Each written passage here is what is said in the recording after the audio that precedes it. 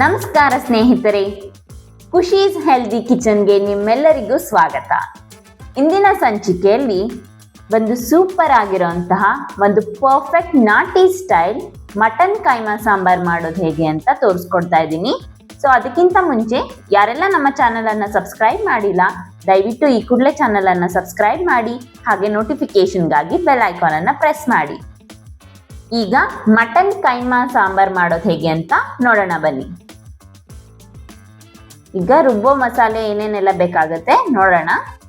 ಮಸಾಲೆ ರುಬ್ಬೋದಕ್ಕೆ ನಾನಿಲ್ಲಿ 2 medium size ಈರುಳ್ಳಿಯನ್ನು ತಗೊಂಡಿದ್ದೀನಿ, ಹಾಗೆ ಒಂದು 3-4 ಚಕ್ಕೆ ಪೀಸನ್ನು ತಗೊಂಡಿದ್ದೀನಿ, ಹಾಗೆ ಒಂದು 6ರಿಂದ 8 ಲವಂಗ, 1 ಸ್ಪೂನ್ ಉರ್ಗಡ್ಲೆ, ಹಾಗೆ ಒಂದು ಸ್ವಲ್ಪ ತೆಂಗಿನ ತುರಿ, 2 ಬೆಳ್ಳುಳ್ಳಿ, 1-2 ಇಂಚ್ ಶುಂಠಿ, ಸ್ವಲ್ಪ ಕೊತ್ತಂಬರಿ ಸೊಪ್ಪು, ಹಾಗೆ ನಾನಿಲ್ಲಿ ಚಿಕ್ಕದಾಗಿರೋದ್ರಿಂದ 2 ಟೊಮ್ಯಾಟೋನ ಯೂಸ್ ಮಾಡ್ತಾ ಇದ್ದೀನಿ.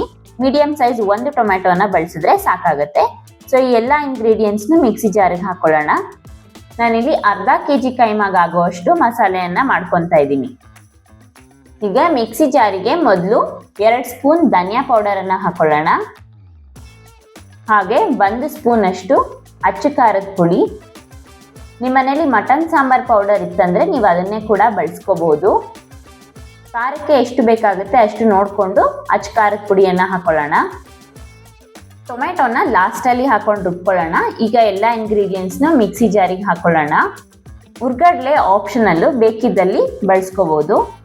ಸೊ ಎಲ್ಲ ಇಂಗ್ರೀಡಿಯೆಂಟ್ಸು ಹಾಕಿ ಸ್ವಲ್ಪ ನೀರನ್ನು ಸೇರಿಸ್ಕೊಂಡು ಇದೆಲ್ಲ ಇಂಗ್ರೀಡಿಯೆಂಟ್ಸ್ನು ನೀಟಾಗಿ ರುಬ್ಕೊಳ್ಳೋಣ.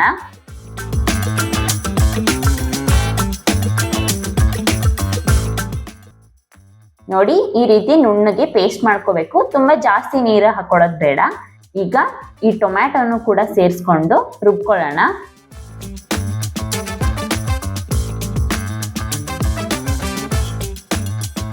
ನೋಡಿ, ಮಸಾಲೆ ರುಬ್ಕೊಂಡು ರೆಡಿ ಇದೆ. ಈಗ ಒಗ್ಗರಣೆಗೆ ಸ್ಟಾರ್ಟ್ ಮಾಡ್ಕೊಳ್ಳೋಣ. ಈ ರುಬ್ಬಿರೋ ಅಂತ ಮಸಾಲೆ ಒಂದು 2 ಟೇಬಲ್ ಸ್ಪೂನ್ ಆಗುವಷ್ಟು ಮಸಾಲೆನ ಎತ್ತಿಟ್ಕೊಳ್ಳೋಣ. ಕೈಮಾ ಉಂಡೆ ಜೊತೆ ಈ ಮಸಾಲೆನ ಸೇರಿಸ್ಕೋಬೇಕು, ಹಾಗಾಗಿ ಒಂದು 2 ಟೇಬಲ್ ಸ್ಪೂನ್ ಆಗುವಷ್ಟು ಮಸಾಲೆ ಎತ್ತಿಟ್ಕೋತಾ ಇದ್ದೀನಿ. ಈಗ ಸ್ಟವ್ ಹಚ್ಚಿ ಒಂದು ಪಾತ್ರೆಯನ್ನ ಇಟ್ಕೊಂಡಿದ್ದೀನಿ. ಈಗ ಇದಕ್ಕೆ ಒಂದು 3ರಿಂದ 4 ಟೇಬಲ್ ಸ್ಪೂನ್ ಆಗುವಷ್ಟು ಅಡುಗೆ ಎಣ್ಣೆನ ಹಾಕೊಳ್ತಾ ಇದ್ದೀನಿ.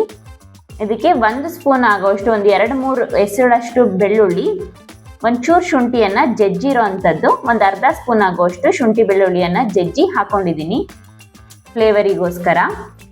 ಸಣ್ಣದಾಗಿ ಹೆಚ್ಚಿಟ್ಕೊಂಡಿರೋ ಅಂಥ ಅರ್ಧ ಈರುಳ್ಳಿಯನ್ನ ಹಾಕೊಂಡಿದ್ದೀನಿ. ಸೊ ಇದೆಲ್ಲ ಸ್ವಲ್ಪ ಗೋಲ್ಡನ್ ಬ್ರೌನ್ ಬರೋ ತನಕ ಫ್ರೈ ಮಾಡ್ಕೊಳ್ಳೋಣ.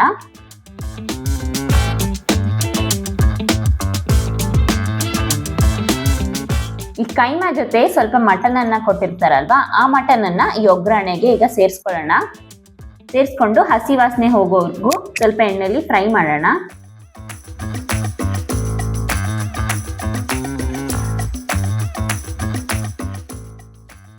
ಹಾಗೆ ಒಂದು ಸ್ವಲ್ಪ ಚಿಟಿಕೆ ಅರಿಶಿನ. ಸೊ ಇದನ್ನು ಕೂಡ ನೀಟಾಗಿ ಮಿಕ್ಸ್ ಮಾಡಿ ಫ್ರೈ ಮಾಡೋಣ ಹಸಿ ವಾಸನೆ ಹೋಗೋವರೆಗೂ. ಸೊ ಈಗ ರುಬ್ಬಿರೋ ಅಂಥ ಮಸಾಲೆನ ಸೇರಿಸ್ಕೊಳ್ಳೋಣ.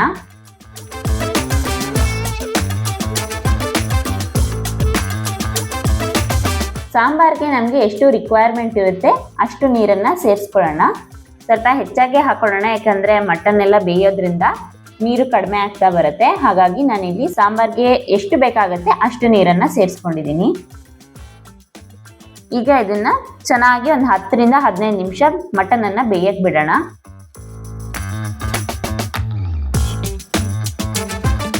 ಈಗ ನಾನಿಲ್ಲಿ ಒಂದು ಚಿಕ್ಕ ಜಾರನ್ನು ತಗೊಂಡಿದ್ದೀನಿ.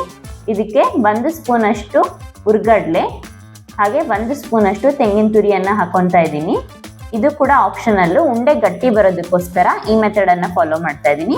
ಬೇಡ ಅಂದವರು ಎಗ್ಗು ಕೂಡ ಸೇರಿಸ್ಕೋಬೋದು. ನಾನಿಲ್ಲಿ ಅರ್ಧ kgಯಷ್ಟು ಮಟನ್ ಕೈಮಾನ ಮಿಕ್ಸಿ ಜಾರಲ್ಲಿ ಹಾಕೊಂಡಿದ್ದೀನಿ. ಈಗ ಇದಕ್ಕೆ ರುಬ್ಬಿರೋ ಅಂತಹ ಉರ್ಗಡ್ಲೆ ಹಾಗೂ ತೆಂಗಿನಕಾಯಿ ಮಿಶ್ರಣನ ಸೇರಿಸ್ಕೊಳ್ಳೋಣ.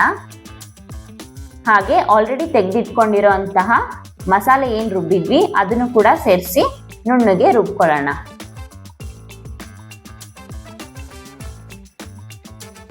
ನೋಡಿ, ಈ ಕನ್ಸಿಸ್ಟೆನ್ಸಿಯಲ್ಲಿ ಬಂದರೆ ಸಾಕಾಗತ್ತೆ. ಬೇಕಿದ್ದವರು ಮೊಟ್ಟೆ ಕೂಡ ಉಪಯೋಗಿಸಿ ರುಬ್ಕೋಬಹುದು. ಉರ್ಗಡ್ಲೆ ಮತ್ತು ತೆಂಗಿನಕಾಯಿ ಆ ಪ್ರಾಸೆಸ್ನ ಸ್ಕಿಪ್ ಮಾಡಿ ಎಗ್ ಕೂಡ ಬಳಸಿ ರುಬ್ಕೋಬಹುದು. ಈಗ ಇದನ್ನ ಒಂದು ತಟ್ಟೆಗೆ ಹಾಕೊಳ್ಳೋಣ. ಸೊ ನೀರು ಹಾಕದೆ ರುಬ್ಬೇಕು, ಇಲ್ಲಾಂದ್ರೆ ನೀರು ಬಿಟ್ಕೊಂಡ್ಬಿಟ್ರೆ ಉಂಡೆಗಳು ಬರೋದಿಲ್ಲ, ಉಂಡೆಗಳು ಒಡೆದೋಗುತ್ತೆ. ಈಗ ಈ ಕೈಮಾನ ಸಣ್ಣ ಸಣ್ಣ ಉಂಡೆಗಳನ್ನಾಗಿ ಮಾಡ್ಕೊಳ್ಳೋಣ.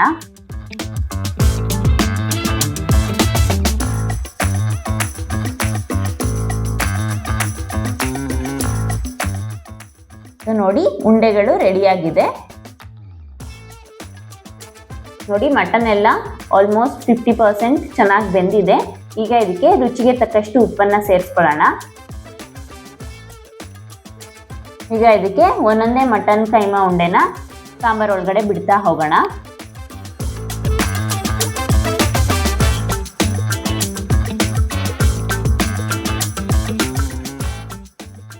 ಈಗ ಇದನ್ನ ಮುಚ್ಚಳ ಮುಚ್ಚಿ ಒಂದು 10 ರಿಂದ 15 ನಿಮಿಷ ಮೀಡಿಯಂ ಉರಿಯಲ್ಲಿ ಚೆನ್ನಾಗಿ ಬೇಯಕ್ಕೆ ಬಿಡೋಣ.